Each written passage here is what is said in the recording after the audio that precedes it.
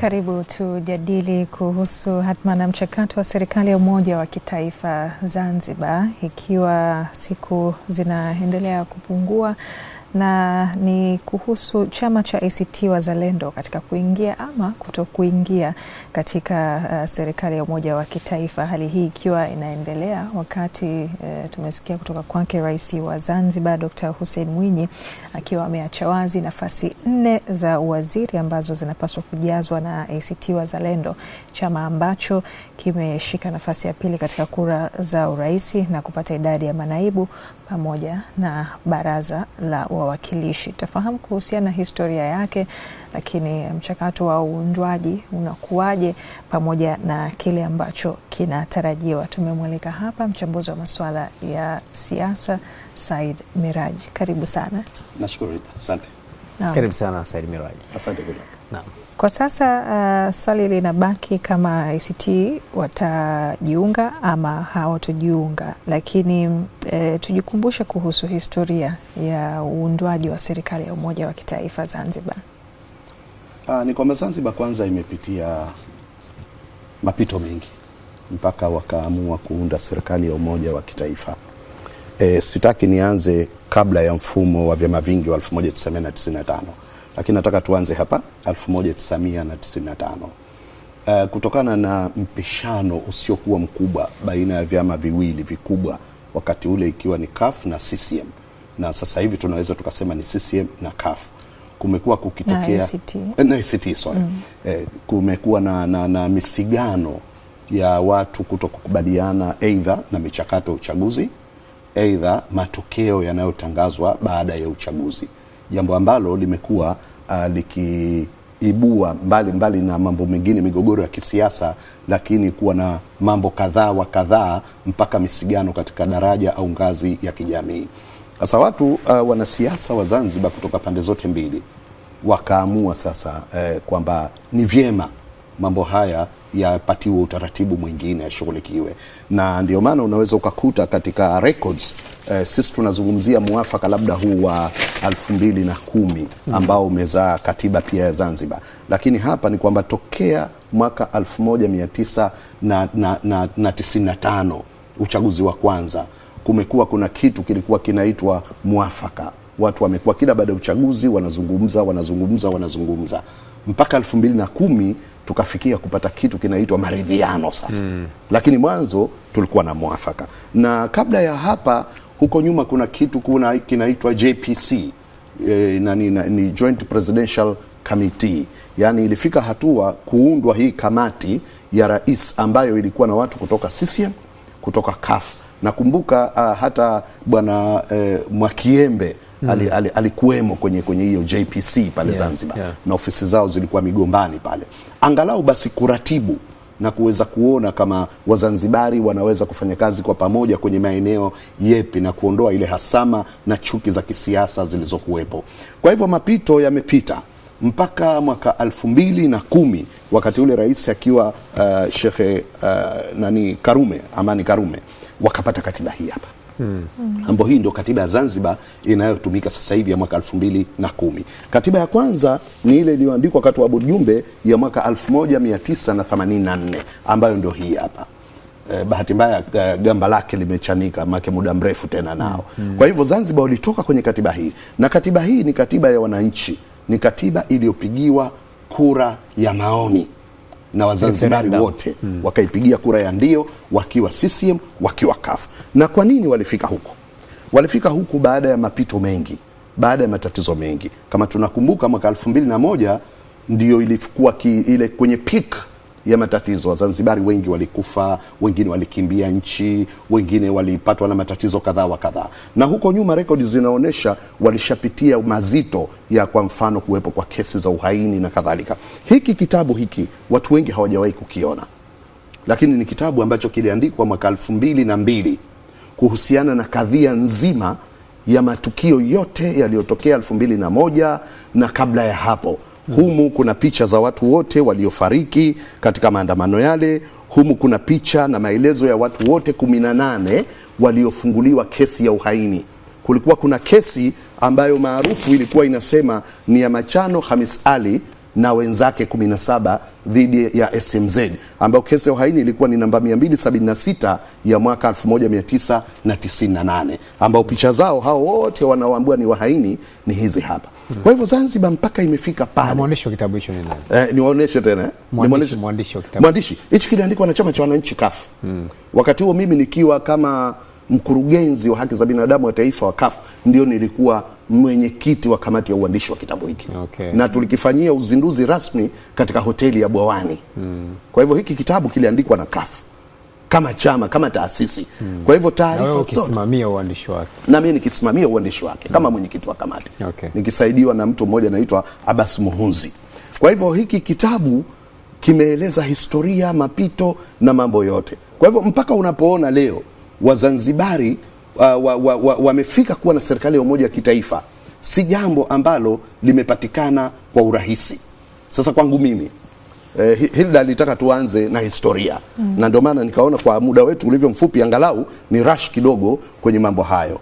Kuna umuhimu mkubwa sana wa kuhakikisha serikali ya mapinduzi ya Zanzibar kwa kushirikiana na vyama vya siasa, hizi jitihada zilizopita, haya matatizo yaliyopita, mpaka ikapatikana serikali ya umoja wa kitaifa, hii serikali iendelee kuwepo.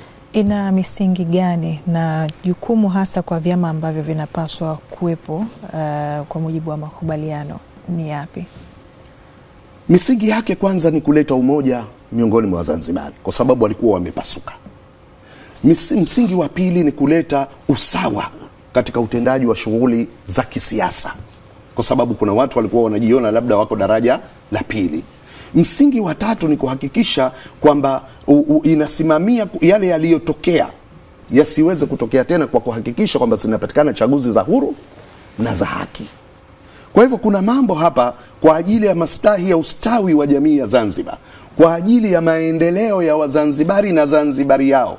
Ilionekana hii serikali ya umoja wa kitaifa itasaidia kuondoa zile hisia za ubaguzi, hisia za mipasuko, hisia za uvyama, hisia za kila kitu. Labda pengine kuna jamii moja inajiona haitendewi haki dhidi ya jamii nyingine, zilizokuwepo awali, na ilitazamiwa sasa inajengwa Zanzibar mpya. Na imefanikiwa kiasi gani kuweza kuyafanikisha hayo uliyotaja?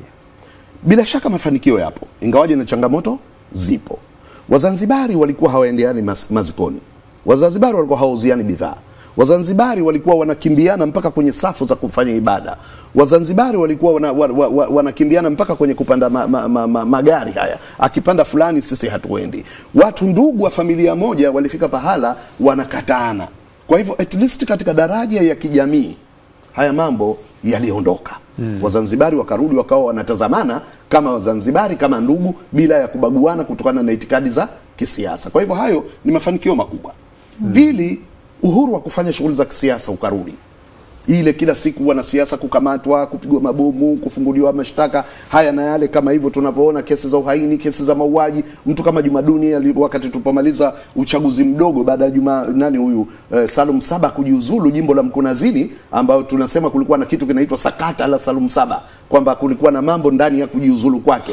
Juma Duni alipogombea ndio ikazaliwa kesi ya uhaini, lakini walipoachiliwa yeye na Machano wakakamatwa tena wakapewa kesi ya mauaji. Kwa hivyo ulikuwa unaona kama kulikuwa kuna trend ya viongozi wakubwa kwenye chama kila siku kupatikana na kesi hizi na zile. Kwa hivyo hii imeondoka, hakuna tena. Kwa hivyo na yenyewe ni mafanikio. Lakini shughuli za kisiasa, mikutano, maandamano, labda pengine vikao vya ndani ambavyo zamani ilikuwa ni issue kuvifanya, vinafanyika. Changamoto sasa imebaki kwenye suala zima la namna gani uchaguzi. Kwa mfano nikwambie sasa hivi, uchaguzi umemalizika. ACT wana malalamiko. Lakini makamu wa rais aliyekuwa ambaye ni mwenyekiti wa ACT Othman Masoud anazunguka kila pahala kuzungumza na wanachama wake, habugudhiwi. Kwa hivyo angalau hilo tunasema limefikia hatua katika daraja ya mafanikio. Sasa kabisa serikali za umoja wa kitaifa Zanzibar zilikuwepo 2010 mpaka 2015, 2015 mpaka 2020 CUF chama kikuu cha upinzani wakati huo walijitoa, karejea tena 2020 mpaka 2025. Bado hatujajua 2025 mpaka 30 kama itakuwepo ama kama ACT watakubali kushiriki. Lakini kwa dalili unazoziona, unaona wanaweza kushiriki au hawatoshiriki? Unajua, nianze mbali kidogo.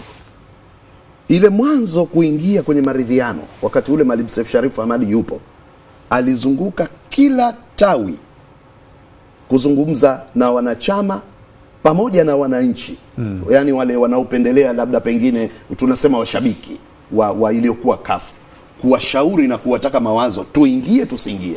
Kulikuwa kuna mabaraza ya wazee, kuna vijana, kuna wanawake, ukiachilia mbali wanachama wa kawaida. Kulikuwa kuna kamati za wataalamu, kulikuwa kuna viongozi mbalimbali wa kijamii na viongozi wa chama.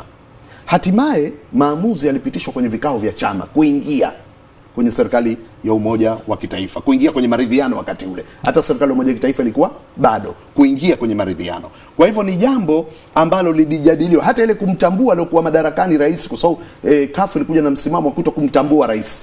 Kwa hivyo ile kumtambua ni jambo ambalo liliamuliwa kwenye vikao. Sasa hili na lenyewe lina ugumu wake, mtu mmoja, wawili au watatu kuliamua, na nadhani ndio maana viongozi wa ACT wanazunguka huko matawini, labda kutafuta maoni kutoka kwa wanachama wao. Kwa hivyo bila shaka mwisho wa siku watakuja kwenye vikao. Kama mchambuzi wa siasa, hali ya kisiasa Zanzibar na kwa uhai wa ACT Wazalendo, wanatakiwa wawepo au wanatakiwa wasiwepo? Bila shaka kuwepo kuna manufaa. Nikupe mfano wa athari moja ambayo ACT waliipata kwa kutokuwepo kwenye baraza la wawakilishi. Uchaguzi huu, kitu ambacho kilichukua nguvu kubwa sana ya malalamiko ni kura ya awali, au tunasema kura ya mapema. Ile sheria ilipopitishwa, wao walikuwa hawamo kwenye baraza la wawakilishi. Kwa hivyo ni miongoni mwa mahasara zinazopatikana, kwamba msipokuwepo mwenzenu ana take advantage ya kutunga sheria. Na sheria zikitungwa zinakuwa ni halali kwa sababu zimefuata misingi ya utungwaji wa sheria. Lakini pia ili kutokuwa na wasiwasi wa Zanzibar kurudi kwenye hali yake ya zamani, kwa sababu Waswahili wanasema kuna kitu kinaitwa uji wa uwele. Uji wa uwele hapa juu linakuwa kama unagamba fulani hivi, unauona kama umepolea hivi, lakini ukija ukijiroga ukaunywa kwa haraka, ukaondoa lile gamba, huku chini unakuwa ni umoto hatari. Kwa hivyo sasa mimi naogopa hali ya kisiasa ya Zanzibar isije ikaerupt kama volcano au ikawa kama uji wa uwele. Kwa hivyo kwangu mimi watu kukaa kuyamaliza ni jambo la msingi zaidi, ni jambo muhimu. Lakini wakiamaliza wayamalize kweli, sio kila siku mnamaliza mnaanza tena, mnamaliza mnaanza tena. Itakuwa ngoma ya kitoto, watu watafika pahala watakosa imani. Na mpaka sasa ukimya wa ACT una utafsiri vipi? Kwa kuwa hawajatoka kuisha. Bado kwa mujibu wa sheria wako kwenye zile time frame, yeah, exactly. Kwa sababu wale mawaziri au wawakilishi wana 90 days, sio? Kwa hivyo ndo zimekatika sana, zinakatika, lakini bila shaka na wao ndo wako kwenye kufikia tamati, au ndio watajiunga dakika za jioni. wanaweza kufanya hivyo, na bado muda unawaruhusu, kwa sababu katiba iko wazi kabisa kwamba rais akisha kuapishwa anateua makamu wa rais wa kwanza na wa pili kwa mujibu wa taratibu ambazo ni maarufu mashuhuri, watu wote wanazijua. 10% ya chama ikiwa wamepata kwenye uraisi au chama chenye viti vya uwakilishi vingi zaidi kwenye baraza la wawakilishi, then wanashauriana kuteua mawaziri kutokana na wawakilishi, ambapo mawakilishi wa ACT ujue wamekula kiapo. Kwa hivyo ni suala sasa la kusema tunapeleka tu majina hayo hapo kwenye mawaziri, zile nafasi 4 wateue. Au ndio ile wanafanya kama unajua ile kwa mfano umeenda kumposa mtu anakuambia nitakupa jibu, yani akukubalia hapo hapo ili usimchukulie poa. Kwa anakuambia ngoja nikakufikirie, anakaa baada ya muda na ndo baadaye anakupa jibu. Sasa najua kama zipo jitihada zinaendelea Zanzibar, na anahusishwa pia Abedi Amani Karume. Nani huyo? Amani Karume. Aliyekuwa rais wa Zanzibar, ambaye ndio champion wa haya maridhiano yalifanyika wakati wa uongozi wake. Kwa hivyo zipo jitihada zinafanyika za kuyaendea haya maongezi. Na ujue siasa za Zanzibar mara nyingi sana panapokuwa na migogoro huanza hivi. Kwa mfano hata wakati wa yale ya mwanzo kulikuwa na mazungumzo alikuwa akiendelea, Mzee Blow alikuwa na jitihada yake yeye na aliyekuwa nani huyu Hassan Nasoro Moyo ambaye alikuwa ni mtu mwenye ushawishi katika serikali ya Zanzibar. Kwa hivyo kuna watu huwa wanaanzisha hizi mazungumzo chini. Kwa hivyo tuombe Mungu labda jitihada za Karume zifanye kazi. Katika mazingira tulionayo, tuna chama tawala upande mmoja ambacho tayari bila wasiwasi wote wameshinda uchaguzi, rais yupo, ameshaapishwa, anafanya kazi zake, lakini rais huyu ameongeza nafasi ameongezea nafasi. Lakini pia upande wa pili tuna ACT Wazalendo ambao licha ya kuongezewa nafasi mpaka sasa hivi hawajatoa majibu, lakini pia ikumbuka kwamba hawakuwepo kwenye shughuli ya kukabidhiwa hati ya ushindi ya Rais Dr. Mwinyi, na inaonekana pia kulikuwa na malalamiko na manunguniko. Tunavyozungumza pia kuna kesi zimefunguliwa mahakamani za kupinga uchaguzi katika majimbo mbalimbali Zanzibar. Swali langu ni kwamba katika mazingira yaliyopo, ACT wanaonekana hawaridhiki na mazingira yaliyopo, lakini B, katika maridhiano haya nani anamhitaji mwenzake zaidi? CCM ambao tayari wana madaraka ama ACT Wazalendo ambao ni chama chenye nguvu lakini bado hawajaingia serikalini? Kwa maslahi ya Zanzibar kila mmoja anamhitaji mwenzake. CCM ili aweze kufanya shughuli zake za kisiasa na kuendesha nchi, asijidanganye kwamba anaweza kufanya bila kuwa na ACT. Kwa sababu katiba tayari mpaka wametunga katiba waliona kama Wazanzibari wanahitajiana. Lakini pili, ACT na wao wanahitaji kushirikiana na CCM. Kwa mfano hata leo CCM aseme anaondoka madarakani, ACT unapewa serikali. Unawezaje kuiendesha bila kuwa na ushirikiano na mtu aliyekuwepo madarakani kwa miaka zaidi ya 30-40? Kwa hivyo kila mmoja anamhitaji mwenzake. Suala la wao kuto kuwepo wakati ya kukabidhiwa hati mgombea wa urais aliyekuwa wa Chama cha Mapinduzi Dr. Hussein Mwinyi, hata Salmini si walikuwa hawamtambui kama rais, hata nani si walikuwa hawamtambui kama rais, lakini baadaye wakakubali kukaa wakamtambua, mambo yakaendelea. Mkifikia kwenye maridhiano mnaweza mkasema sasa tunamtambua na tunaendelea. Na suala la kesi hili ni jambo la kawaida kwa sababu katiba ya Zanzibar inaruhusu kesi za uwakilishi, udiwani na ubunge kupeleka mahakamani. Na hii sio mara ya kwanza. Nakumbuka uchaguzi wa 1995 CUF walifungua mashauri 4 mahakamani.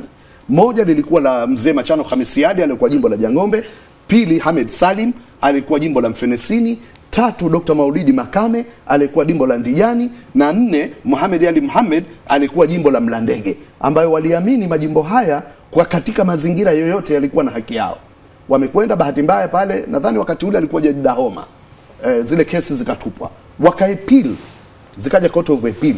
Court of Appeal zile kesi hazikusikilizwa, wakapata majibu ya kusikilizwa kwa sababu walishindwa kwenye technicalities. Nakumbuka wakati ule wakili wa CCM alikuwa ni bwana Mkadam na wakili wa CUF alikuwa ni Dr. Ringo Tenga. Kwa hivyo wakashindwa kwenye hizi preliminary objections, wenyewe wanaita PO wana sheria. Kwa hivyo zile kesi zikashindwa kwa mfumo huo, lakini ni jambo la kawaida. Kwa hivyo hata hizi kufungua na kwenda nazo mahakamani, unajua kuna suala linalobishaniwa la urais ambalo huwezi kwenda mahakamani. Uwakilishi na ubunge na udiwani, hata ukitaka kubishania, sheria sina kuruhusu kwenda mahakamani, basi nenda mahakamani. Kama utaweza utawatengua wale, utaongeza idadi ya viti vyako mkirudia kwenye uchaguzi kama utashinda. Katika awamu iliyopita ACT walikuwa mara kadhaa wamesikika wakisema watajitoa katika serikali ya umoja wa kitaifa, lakini tukaona walienda mpaka kumaliza awamu ile iliyopita. Kuna namna yoyote, kwa sababu kulikuwa na changamoto ambazo wanasema wanaziona wakati huo, hiyo inaweza ikawa sababu kwa wakati huu kufanya maamuzi ya kutokujiunga? Unajua kuna wakati mwingine unakuwa unakwenda mbele alafu kuna kitu kinakurudi nyuma. Mawimbi kwenye siasa hasa kama hizi za ushindani ni jambo la kawaida. Lakini kitu kikubwa ninachokiona mimi, bado kuna mambo ya msingi kama hayajatatuka. Hizi drama kila baada ya uchaguzi zitakuja. Kwa mfano nilipokuja na hizi katiba 2, ninachotaka nikuambie na nikuhakikishie kama hii katiba ya 2010 hivi unavyoiona ni sawa sawa na hii katiba ya 1984. Kuna vitu vichache tu vilihamishwa, viliongezwa huku ambavyo vilikuwa havipo. Kwa hivyo bado mambo ya msingi kwenye taratibu za uchaguzi, pamoja na kwamba tume inaambiwa ni tume huru, lakini yale mambo yake kwamba tume haiwezi kushtakiwa kwa jambo lolote au kuhojiwa inapofanya kazi zake. Kwa hivyo tume ikishakutangaza kwenye matokeo ya urais, huwezi kuhoji, huwezi kuishtaki tume, huwezi kutafuta labda haki zaidi ya hapo. Kwa hivyo hii migogoro, kama hawajakaa kitako wakarejelea kurekebisha baadhi ya vifungu kwenye katiba kuhusiana na masuala ya uchaguzi, wakazungumza tena wanaifuma vipi serikali ya umoja wa kitaifa. Unajua sasa hivi ukizungumza serikali ya umoja wa kitaifa unaishia kwenye makamu wa kwanza wa rais na mawaziri. Basi. Lakini ishafika wakati, kama ilikuwa ni kuzoeana kuona kama wanaweza kufanya kazi pamoja. Sasa ni miaka mingi imepita. Nadhani miaka 15, sio? Kwa hivyo wakati umefika sasa, watu wameona la, kumbe tunaweza kushirikiana na tukafanya kazi pamoja. Kama ndoa ni shakoma. Unakwenda unamkuta makamu wa rais wa kwanza anatoka chama cha CUF. Mwanzo ilikuwa waziri wa nchi, ofisi ya makamu wa kwanza rais, wakati ule na yeye alikuwa lazima atoke chama anachotoka ili kujenga imani. Lakini hivi karibuni tumekwenda pale, makamu wa kwanza wa rais ni Sheikh Othman Masudi, lakini waziri wa nchi Saddam Kuya. Huyu ni ACT, huyu ni CCM. Maana yake kuonyesha kama kipo kiwango cha watu kuweza kufanya kazi kwa pamoja.